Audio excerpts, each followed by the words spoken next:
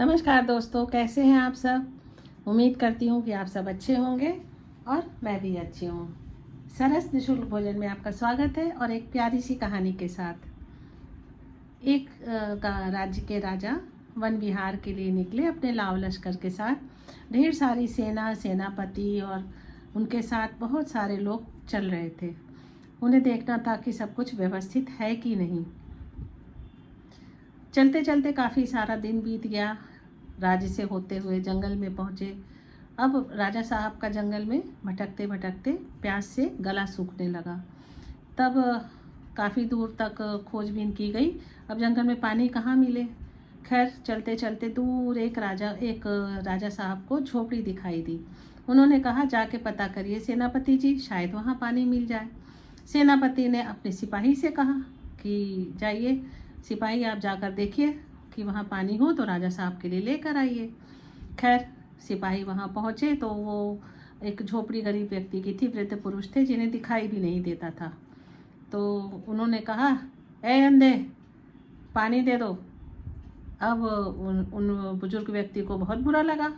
अंधे को कोई अंधा बोलता है क्या। उन्होंने कहा, नहीं है पानी, जा, नहीं देता।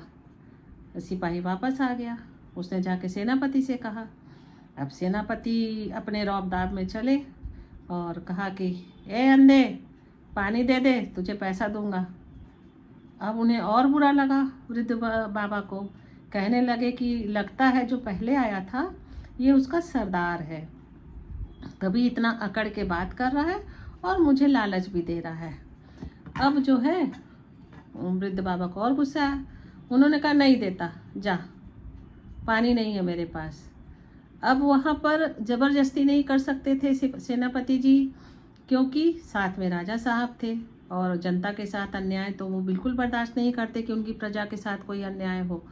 तो सेनापति भी वापस लौट कर आ गए। उन्होंने राजा साहब से कहा कि एक बूढ़े बाबा हैं तो अंधे हैं और किसी को दे नहीं रहे हैं पानी।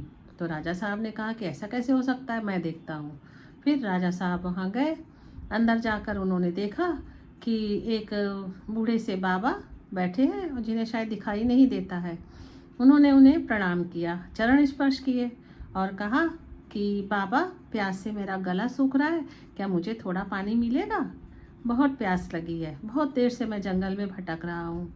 तो उन वृद्ध बाबा ने तुरंत कहा, खुश रहो बेटा, बिल्कुल मिलेगा, आपके लिए तो मेरी जान भी हाजिर है स्वागत में, और कुछ भी हो तो बताइए।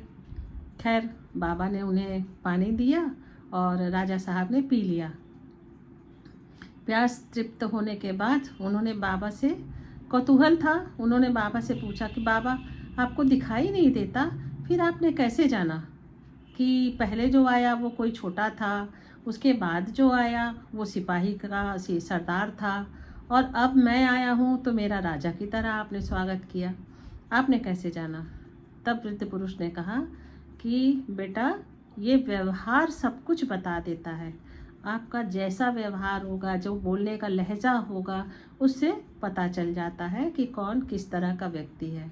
इसलिए अपने व्यवहार में हमेशा मधुरता बना के रखें, शीतल रखें, अच्छा बोले, मीठा बोले, खुश रहें और दूसरों को कभी भी दुखी ना करें।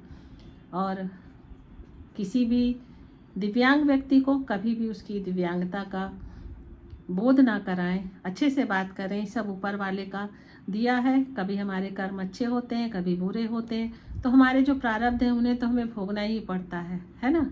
तो इसलिए कोशिश करें कि अच्छे से अच्छे कर्म हो, हम किसी का बुरा ना करें। आइए सरस के साथ जुड़ते हैं, अच्छा करते हैं, अच्छा पाते हैं। नमस्कार, बाय बाय।